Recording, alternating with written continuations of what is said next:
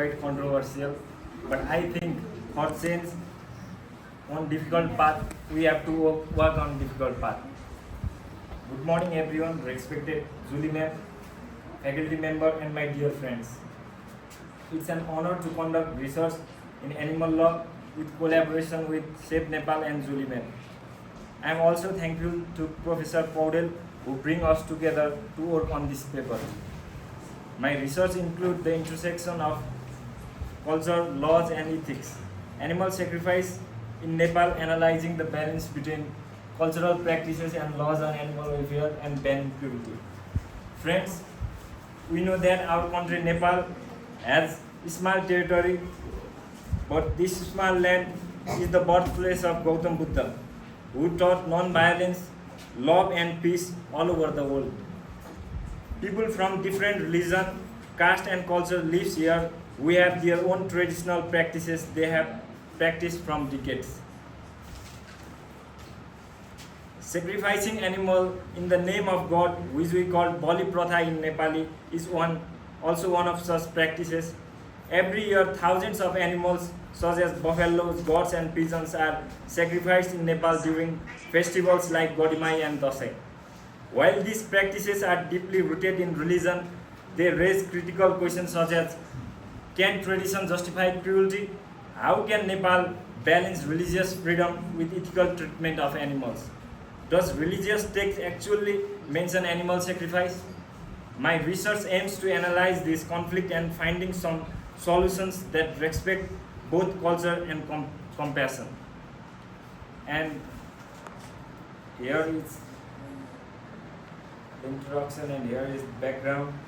Animal sacrifice is common majorly in Hindu and Muslim religion. In Hinduism, especially in Hindu temple of goddess Kali, animal sacrifice is practiced. Hindu religion texts such as Vedas mention about sacrifice of horse and ox in rituals like Ashwamedh. But there is no history of sacrificing horse and ox in Ramayana, Mahabharata. In Ramayana and Mahabharata, king like Yudhishthir and Ram, after the end of war, their yajna is practiced by tying the flag on horse and send the horse to other state with the army. If someone catch the horse and stop the horse, the king used to fight with this and stop and keep the horse. In this way, Ashwamedh yajna is basically about the practice to show the strength of the king, not about sacrificing the animal. Our Veda essence of sacrificing horse and ox in Vedas is to sacrifice your greed and anger, not animals. The most popular and important religious text of Hinduism, the Bhagavad Gita, where Lord Krishna himself promotes sattvic food and explain meat eating as the whom I am eating here will eat in my next life. Chapter 9 verse 26 of Bhagavad Gita highlights that simple, pure and non-violent offering with devotion such as leaf, a flower, a fruit or water are most pleasing to the divine rather than blood sacrifice. In Muslim religion also there is the practice of Eid al-Adha. We also used to say Bakar Eid. And Quran also highlight about animal sacrifice. I have explained about it in my research paper and stated chapter 37 verse 102 to 107 of Quran. You can go through it in the research paper. Let's talk about legal framework on animal sacrifice in Nepal. Nepalese constitution has provision about right to religion in Article 26 but mandates public health and morality. The National Penal Code allows sacrifice in religious sites. In Godimai, a joint bench of Justice Ishwar Prasad Khatiwada and Anil Kumar Singha issued the order directing the government to form a committee to address the issue. But there is no any enforcement of this order and Godimai mass slaughter still practices last year. The core problem of such mass sacrifice are in harm public health, pollute environment and psychological impact in children that exposed to violence. And My research combines mainly qualitative method. I visit Godimai festival last year in month of December. I observed the festival first and took interview with some local peoples and mayor of Godimai, Mahagodimai municipality, Mr. Upendra Yadav. Recently, I visit Godimai again and conduct interview with the main priest and member of management committee of Godimai temple. These are the primary data collection, whereas secondary data includes religious texts such as Vedas, Purans, Gita, Ramayana, Mahabharata, and Dhammapada. Legal documents such as Constitution, Penal Code of Nepal, Animal Health and Livestock Act, Animal Slaughter and Meat Inspection Act, case study of Godimai of Supreme Court, and various cases of India are also included in the research paper. And my finding reveals stuck on different contradictions like religious duality. Hindu texts like Vedas mention animal sacrifice, but there is no practice of those and practice in history. Bhagavad Gita promotes non-violence. This is confusing. If Hinduism teaches non-violence, then why are animals still sacrificed? And another is health and environment problems. Mass slaughter like in Godimai, where thousands of animals are slaughtered, may invite zoonotic diseases. I also observed the land and water pollution there, which leads to the death of aquatic animal in the pond there. And there are also some legal gaps. Laws like animal welfare directives exist, but they are ignored by traditions.